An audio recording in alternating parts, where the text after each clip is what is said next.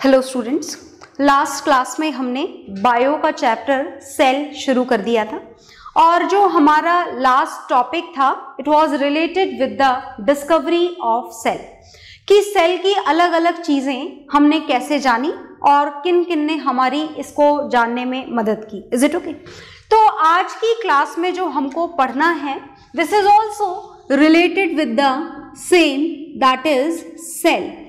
और आज की क्लास में हमें जो जानना है वो सबसे पहले जानना है अबाउट द सेल थ्योरी।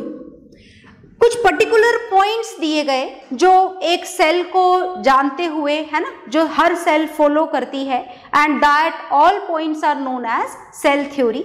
और ये जो सेल थ्योरी देने में जिन साइंटिस्ट ने हमारी मदद करी, तो देखिएगा उनके नाम मैं यहाँ पर लिखने जा रही हूँ। सबसे पहले जिन्होंने हमारी मदद करी इनका नाम था श्लाइडन, और जो इनके अलावा जिनका रोल है इस सेल थ्योरी को प्रोवाइड करने में, उनका नाम है थियोडर श्वान। और सिर्फ ये दो नाम मैं आपके सामने लिख रही हूं, पर ऐसा नहीं है कि पूरी सेल थ्योरी इन दोनों ने ही प्रोवाइड करी। इनका मेजर रोल था, मेजर कंट्रीब्यूशन था, पर कुछ और भी बॉटनिस्ट थे, कुछ और भी जूओलॉजिस्ट थे जिन्होंने इस सेल थ्योरी को प्रोवाइड करने में अपना रोल प्ले करा। पर फिलहाल हम इन दोनों के नाम ही याद रखेंगे as the major contributions are of them.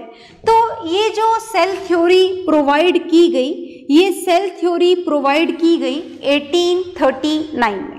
तो इस सेल थ्योरी की कुछ पोस्टुलेट्स हैं जो आपको यहाँ पर याद रखने हैं।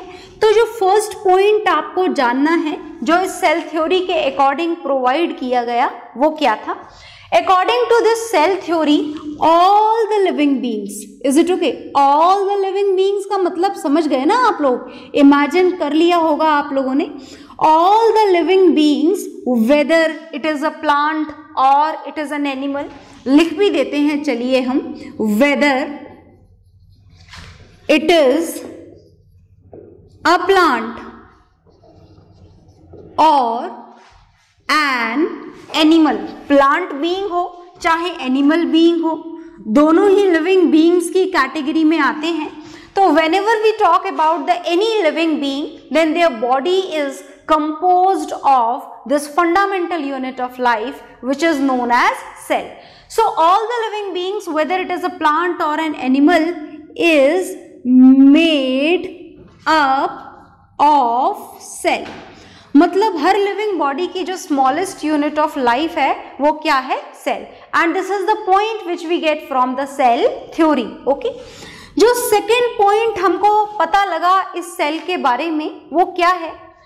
All the cells, is it okay, चाहे कोई सी भी सेल हो, किसी भी टाइप की सेल हो, किसी भी एनिमल की सेल हो, अगर बात सिर्फ ह्यूमन बीइंग्स की जाए, तो अगर हम सिर्फ हमारे बारे में जाने तो हमारे यहाँ भी अलग अलग टाइप की सेल प्रेजेंट होती है। कोई सेल स्टार शेप दिखती है, कोई सेल सर्कुलर दिखती है, कोई सेल अलग रेक्टेंगुलर शेप की दिखती है। So whatever the size and shape of the cell, जितनी भी सेल्स होती हैं, अगर हम सिर्फ ह्यूमन बीइंग्स के बारे में जानना चाहें तो more than 200 types of cells are present.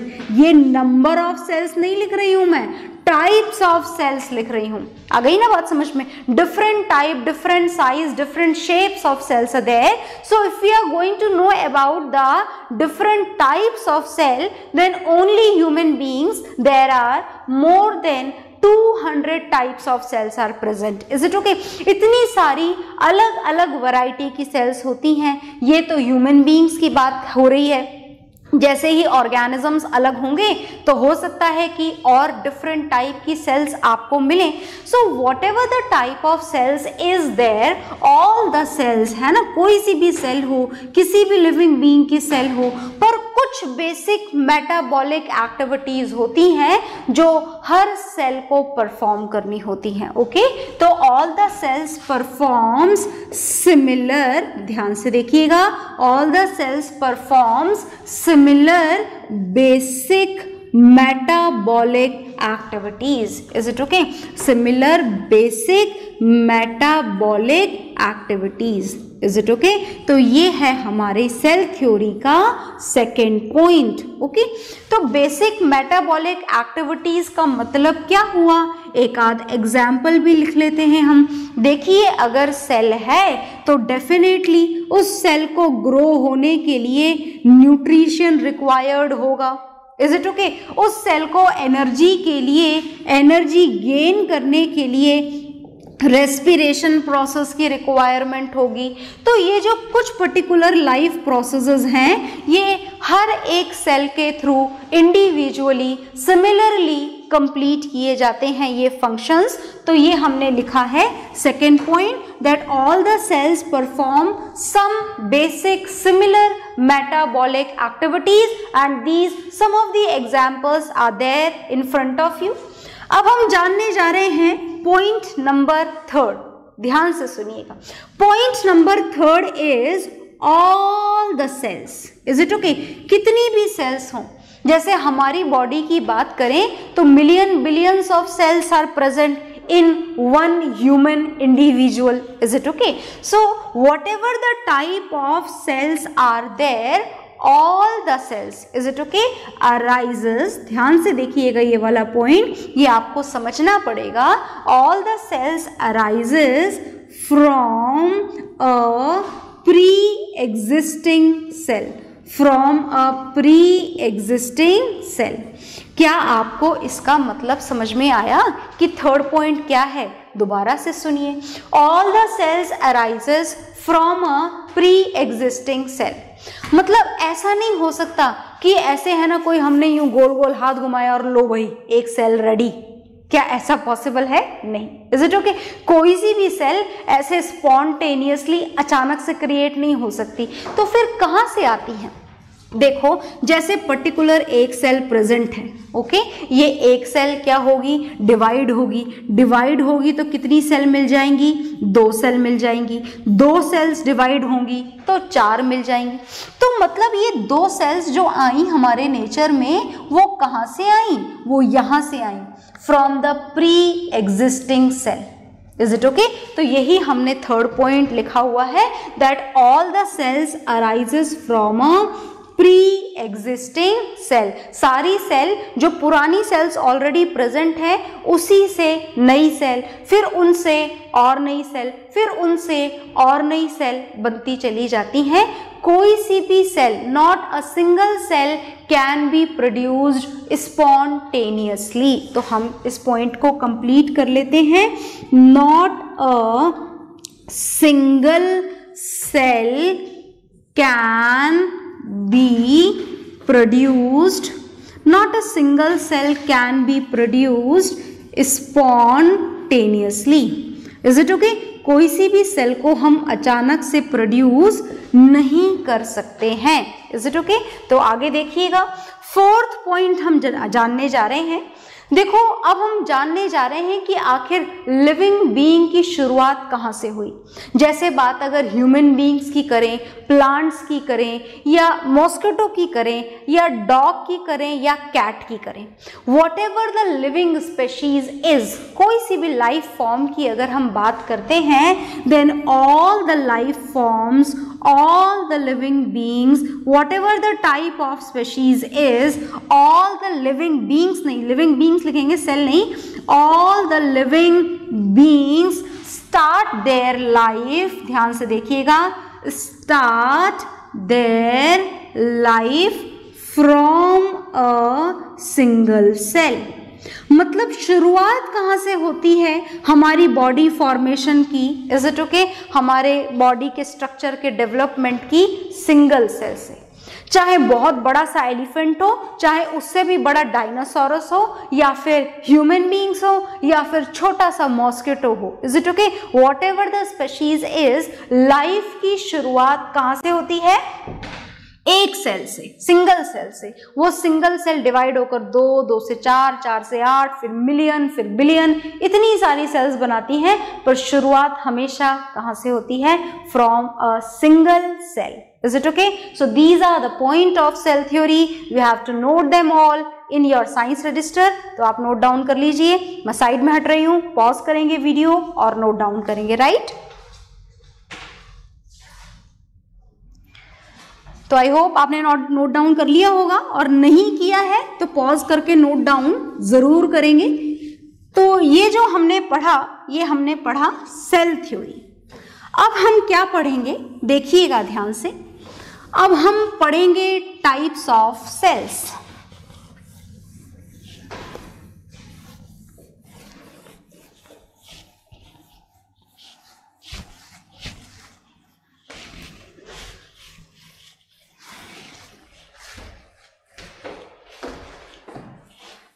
हाँ जी, तो अब हमको क्या पढ़ना है, अब हमको डिफरेंट टाइप्स ऑफ सेल्स पढ़ना है। शेप वाइज और स्ट्रक्चर वाइज नहीं, वो तो फिलहाल हम अभी नहीं पढ़ सकते हैं, वो एक बहुत ही लंबा चौड़ा टॉपिक है।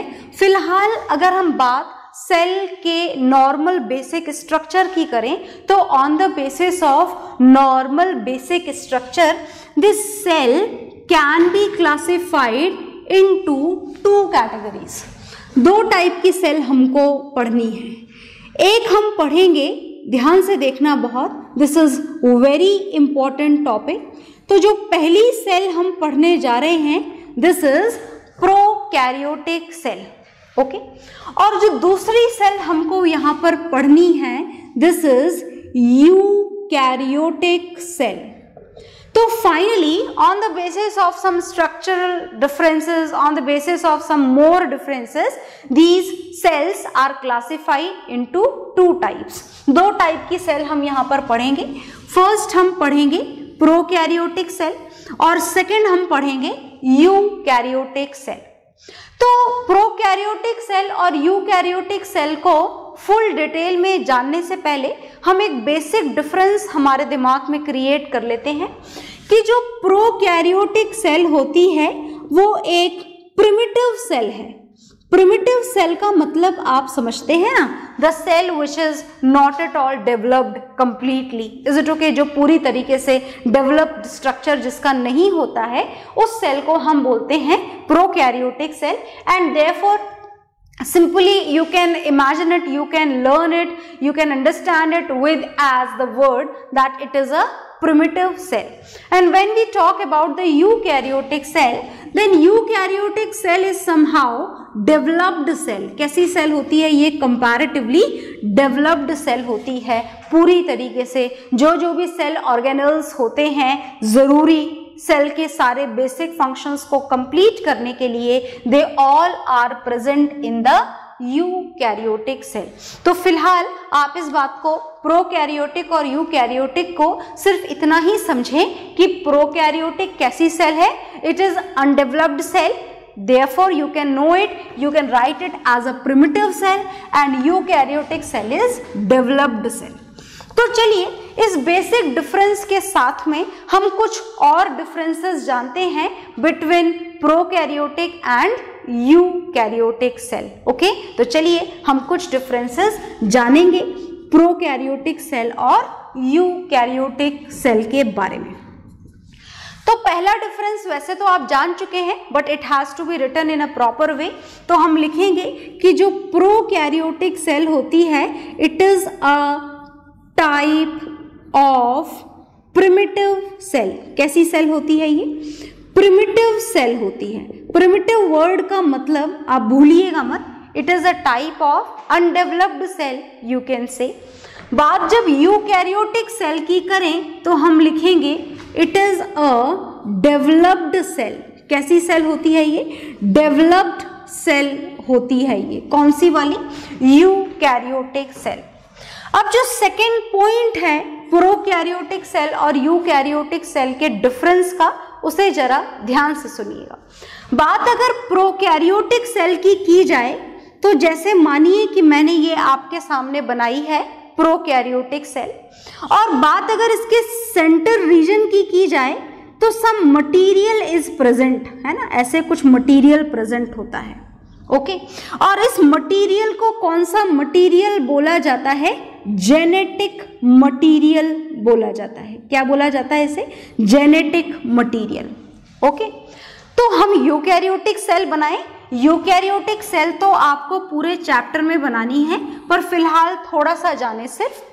अगर बात यूकैरियोटिक सेल की करें तो यूकैरियोटिक सेल के सेंटर में भी ये प्रेजेंट होता है। क्या प्रेजेंट होता है? Genetic material. Is it okay? Eukaryotic cell में भी जेनेटिक मटेरियल सेंटर में लोकेटेड, और प्रोकैरियोटिक सेल के सेंटर में भी जेनेटिक मटेरियल। और जब दोनों में ही जेनेटिक मटेरियल प्रेजेंट है सेंटर में, तो फिर डिफरेंस क्या हुआ प्रोकैरियोटिक और यूकैरियोटिक सेल का? तो डिफरेंस सुनिए, इस सेंट्रली लोकेटेड जेनेटिक मटेरियल के आसपास यूकैरियोटिक सेल में पूरी तरीके से कवर्ड एक मेम्ब्रेन प्रेजेंट होती है, और इस मेम्ब्रेन को हम बोलते हैं न्यूक्लियर मेम्ब्रेन। क्या बोला जाता है इस मेम्ब्रेन को? न्यूक्लियर मेम्ब्रेन बोला जाता है। और न्यूक्लियर मेम्ब्रेन होने के कारण ये जो जेनेटिक मटेरियल है ये सेल के बाकी सारे ऑर्गेनल्स, साइटोप्लाज्म, उन सबके कांटेक्ट में नहीं आ पाता। It is enclosed with a membrane and therefore this genetic material which is enclosed with a nuclear membrane, this centrally located part of the cell is known as nucleus। क्या बोला जाता है इसको? nucleus। But when we talk about the prokaryotic cell, then this centrally located genetic material is there, but it is not at all bounded with a membrane। ये एक membrane के through bounded नहीं होता है, membrane के through covered नहीं होता है, बस present होता है। And therefore this centrally located material in the prokaryotic cell is not at all known as nucleus। इसको nucleus नहीं बोला जाता है। तो फिर क्या बोला जाता है? तो सुने ध्यान से, इसको बोला जाता है न्यूक्लियोइड। क्या बोला जाता है इसको? इसको बोला जाता है न्यूक्लियोइड। तो क्या आपको डिफरेंस समझ में आ गया प्रोकैरियोटिक और यूकैरियोटिक सेल के बीच का ये second difference?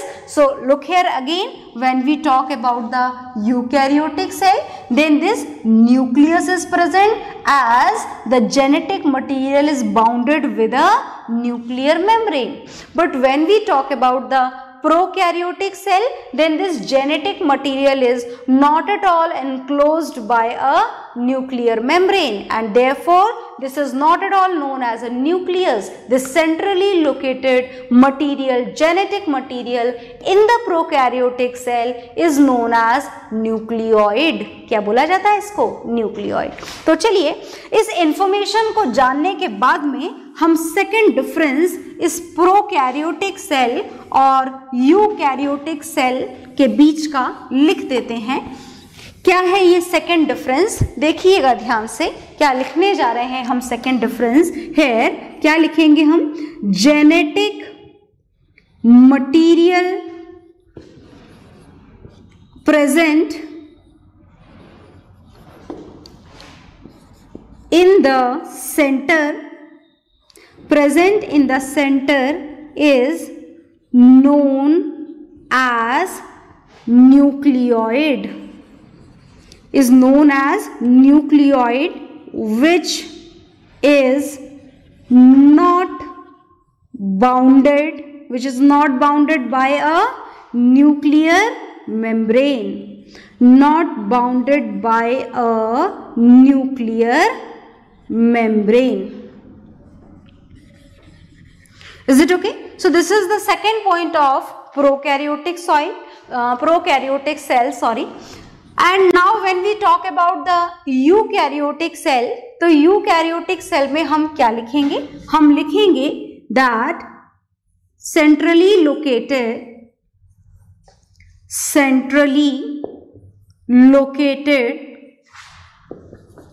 genetic material, centrally located genetic material is bounded with a membrane which is nuclear membrane and it is known as nucleus. It is known as nucleus. Is it okay? तो ये हो गया second point of difference. Now we are going to talk about the size of the prokaryotic and eukaryotic cell. तो अगर size का comparison किया जाए तो जो प्रोकैरियोटिक सेल होती हैं वो कैसी होती है? स्मॉलर. ओके, तो इनका साइज कैसा होता है? Size is very small. Is it okay? Eukaryotic cell के कंपैरेटिवली प्रोकैरियोटिक सेल का साइज कैसा होता है? छोटा होता है. यूकैरियोटिक सेल का साइज कैसा होता है? Cell size is bigger. Is it okay? When we are going to compare the size of eukaryotic cell with a prokaryotic cell, then it is much bigger than that of the prokaryotic cell.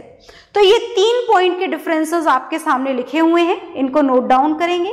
Then we will know some more differences between prokaryotic and eukaryotic cell. Okay, तो आप video को pause करके note down करेंगे और इसके बाद में हमें प्रोकैरियोटिक सेल और यूकैरियोटिक सेल के कुछ और डिफरेंसेस जानने हैं. देखिएगा और क्या डिफरेंसेस हैं प्रोकैरियोटिक सेल और यूकैरियोटिक सेल में. जो नेक्स्ट डिफरेंस है वो है सेल ऑर्गेनल्स का. क्या है ये सेल ऑर्गेनल्स का डिफरेंस?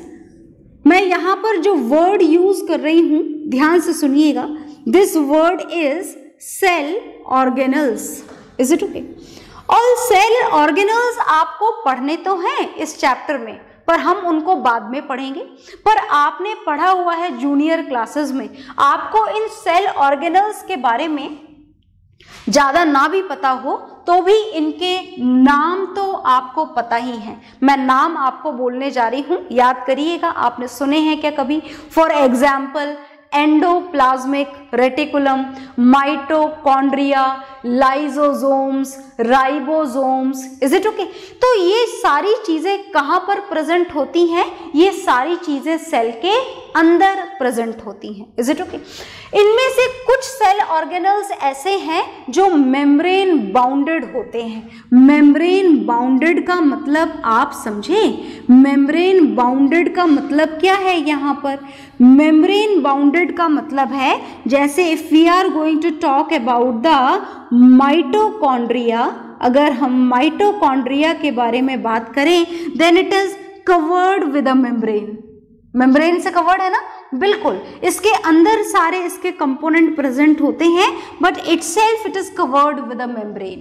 तो जितने भी मेम्ब्रेन बाउंडेड सेल ऑर्गेनल्स हैं, मेम्ब्रेन बाउंडेड सेल ऑर्गेनल्स है ना, कौन कौन से नाम मैंने आपको बताए यहां पर लिखने जा रही हूं मैं.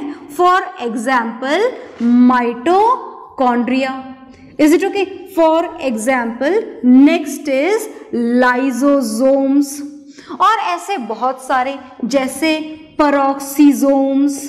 ऐसे बहुत सारे सेल ऑर्गेनल्स आपको पढ़ने हैं जो सेल के अंदर प्रेजेंट होते हैं और मेम्ब्रेन से बाउंडेड भी होते हैं. तो whenever we talk about the membrane bounded cell organelles like all these, they all are etcetera भी लिख देती हूं क्योंकि सारे नाम नहीं लिखे हैं हमने. They all are present in a eukaryotic cell. ये सारे के सारे यूकैरियोटिक सेल में प्रेजेंट होते हैं. Each and every one they are found in eukaryotic cell. Okay. और अगर हम बात प्रोकैरियोटिक सेल की करें तो सेल ऑर्गेनल्स तो होते हैं इसके अंदर जैसे राइबोसोम्स होते हैं, पर जितने भी मेम्ब्रेन बाउंडेड सेल ऑर्गेनल्स हैं they all are absent in a prokaryotic cell.